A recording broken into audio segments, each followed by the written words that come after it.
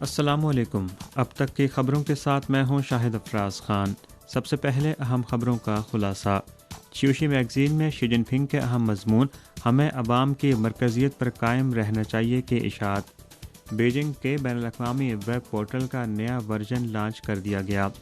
فلسطینیوں کی جانب سے یوم الارض کے موقع پر احتجاج۔ اور اب خبریں تفصیل کے ساتھ۔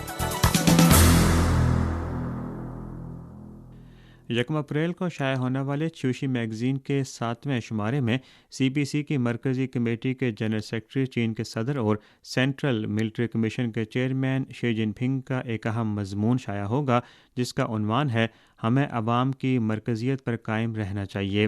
مضمون میں اس بات پر زور دیا گیا کہ عوام تاریخ کے خالق ہیں اور عوام حقیقی ہیرو ہیں۔ عوام ملک پر حاکم ہماری جمہوریہ کی مضبوط بنیاد اور ہماری پارٹی کو مضبوط کرنے اور ملک و قوم کی احیا کی بنیاد پر ہماری پارٹی کا سب سے بڑا اعتماد ہے۔ بہتر زندگی کے لیے لوگوں کی امنگ ہمارا مقصد ہے۔ چینی کمیونسٹوں کی اصل خواہش اور مشن چینی عوام کے لیے خوشحالی اور چینی قوم کے لیے احیا کی جستجو کرنا ہے۔ یہ اصل خواہش اور مشن وہ بنیادی محرک قوت ہے جو چینی کمیونسٹوں کو آگے بڑھنے کی ترغیب دیتی ہے۔ مضمون میں نشاندہی کی گئی ہے کہ عوام کی مرکزیت کا موقف کمیونسٹ پارٹی آف چائنا کا بنیادی سیاسی موقف ہے اور ایک واضح علامت ہے جو ایک مارکسی سیاسی جماعت کو دیگر سیاسی جماعتوں سے ممتاز کرتی ہے۔ عوام کے مفادات کے علاوہ پارٹی کا اپنا کوئی خاص مفاد نہیں ہے اور پارٹی کے تمام کاموں کا مقصد عوام کے بنیادی مفادات کا ادراک، تحفظ اور ترقی ہے۔ ضرورت اس امر کی ہے کہ عوام کے دل و جان سے خدمت کرنے کے بنیادی مقصد کو برقرار رکھا جائے اور عوام کی بہتر زندگی کی خواہش کو مسلسل حقیقت کا روپ دیا جائے۔ مضمون میں نشاندہی کی گئی ہے کہ عوام ایک عظیم جدید سوشلسٹ ملک کی ہمہ جہت تعمیر میں فیصلہ کن قوت ہیں۔ ہمیں تمام لوگوں کی مشترکہ شمولیت، مشترکہ تعمیر اور مشترکہ استفادے پر زور دینا ہوگا۔ ضرورت اس امر کی ہے کہ ہمہ گیر عوامی طرز جمہوریت کو فعال طور پر فروغ دیا جائے۔ ہم عوام پر مبنی ترقیاتی فلسفے کو نافذ کریں گے، عوام کو درپیش مسائل کو مؤثر طور پر حل کریں گے، جدید کاری کے ثمرات سے زیادہ منصفانہ انداز میں تمام لوگوں کو فائدہ پہنچائیں گے اور تمام لوگوں کے لیے مشترکہ خوشحالی کو فروغ دینے میں مزید واضح اور ٹھوس پیش رفت جاری رکھیں گے۔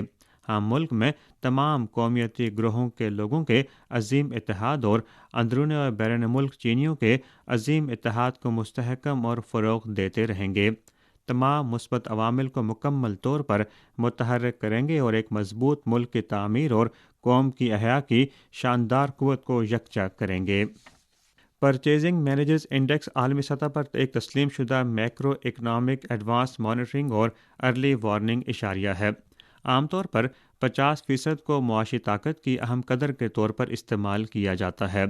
اگر یہ 50% سے زیادہ ہے تو یہ اقتصادی توسیع کو ظاہر کرتا ہے، اور اگر یہ 50% سے کم ہے یہ اقتصادی سکڑاؤ کی عکاسی کرتا ہے۔ China federation of logistic and purchasing اور قومی ادارہ شماریات کے سروس انڈسٹری سروے سینٹر نے 31 تاریخ کو مارچ کے لیے چائنا پرچیزنگ مینیجرز انڈیکس جاری کیا۔ ان میں مینوفیکچرنگ پرچیزنگ مینیجرز انڈیکس توسیع کی سطح پر واپس آ چکا ہے اور اقتصادی بحالی کا رجحان مزید مضبوط ہوا ہے۔ حال ہی میں بیجنگ کے بین الاقوامی ویب پورٹل کا نیا ورژن باضابطہ طور پر لانچ کیا گیا ہے، جس میں انگریزی، کوریائی، جاپانی، جرمن، فرانسیسی، ہسپانوی، روسی، عربی، پرتگالی اور دیگر 9 زبانیں شامل ہیں جو غیر ملکی دوستوں اور غیر ملکی سرمایہ کاروں کو ادائیگی، سفر، مطالعے، زندگی اور سیاحت جیسی آسان شہری خدمات فراہم کرتی ہیں۔ بیجنگ میں سرمایہ کاری، کام، مطالعے اور زندگی کے لیے غیر ملکی کاروباری اداروں اور غیر ملکوں کی ضروریات پر توجہ مرکوز کرتے ہوئے بیجنگ کے بین الاقوامی ویب پورٹل کے وی چیٹ پبلک اکاؤنٹ کا انگریزی ورژن بیجنگ سروس عام فہم، بروقت، آسان، اعلیٰ معیار اور دوست موبائل ٹرمینل خدمات فراہم کرتا ہے تاکہ آپ digital on line service plate form کے ذریعے لائی گئی خوبصورت زندگی سے لطف اندوز ہو سکیں۔ 30 تاریخ کو چائنا انٹرنیٹ میڈیا فورم 2024 کھنمنگ صوبہ یونان میں شروع ہوا۔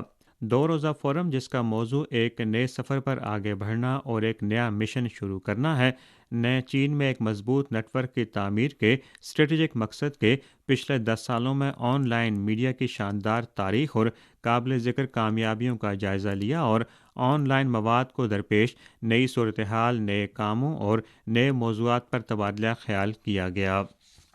مقامی وقت کے مطابق 30 مارچ کو فلسطینیوں نے 48واں یوم الارض منایا۔ اسی دن فلسطینیوں اور دنیا بھر کے لوگوں نے اس دن کی یاد میں مظاہرے کیے اور فلسطین پر اسرائیل کے دیرینہ قبضے اور تجاوزات کی پالیسی کے خلاف احتجاج کیا۔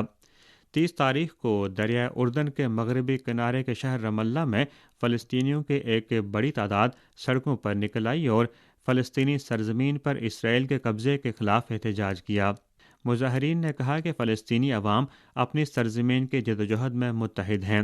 تمام فلسطینی اور دنیا بھر کے آزاد لوگ اس جدوجہد میں یکساں موقف اپناتے ہوئے غزہ میں ہمارے لوگوں اور غزہ کی مزاحمتی تحریک کی حمایت کرتے ہیں۔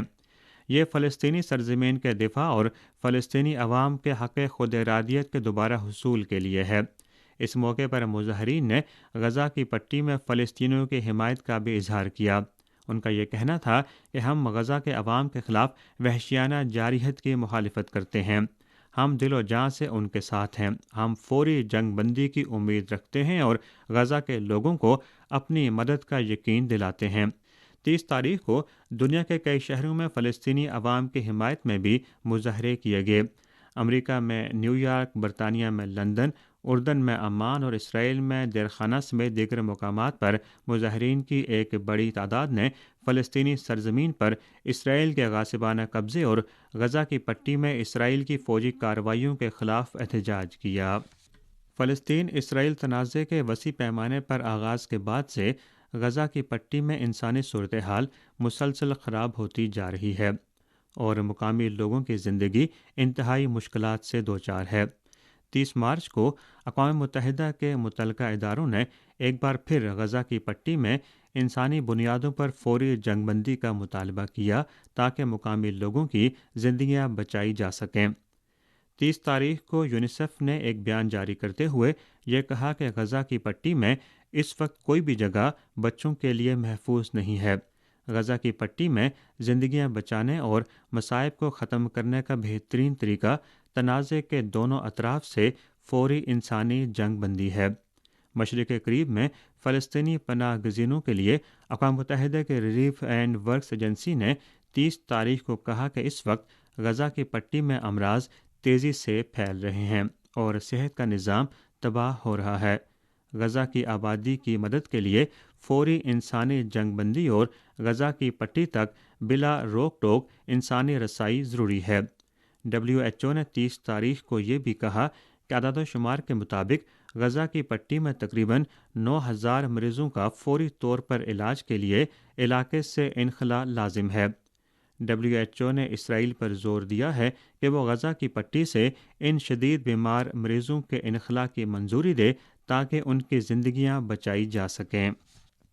مقامی وقت کے مطابق 30 تاریخ کو تقریباً 3500 جرمن شہریوں نے دارالحکومت برلن میں ایک مظاہرہ کیا جس میں نیٹو کی جانب سے ہتھیاروں کے اخراجات میں اضافے سے علاقائی امن کو متاثر کرنے کی مذمت کی گئی اور علاقائی تنازعات کے سفارتکاری کے ذریعے پرامن حل کرنے پر زور دیا گیا۔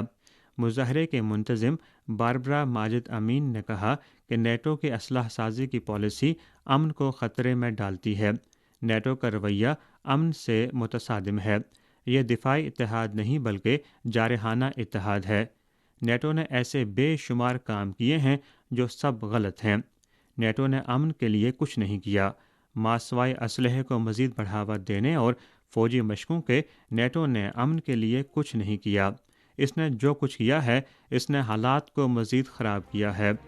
بعض مظاہرین کا کہنا تھا کہ یورپ میں کشیدگی کے خاتمے کے لیے یورپی ممالک کے درمیان پرامن اور دوستانہ تعلقات کو بحال کرنا ہوگا۔ خاص طور پر یورپی ممالک اور روس کے درمیان تعلقات کو بحال کرنا ہوگا اور اسے فوجی ذرائع کے بجائے سفارتی مذاکرات کے ذریعے حل کرنے کی ضرورت ہے۔ اسی کے ساتھ خبریں ختم ہوئی۔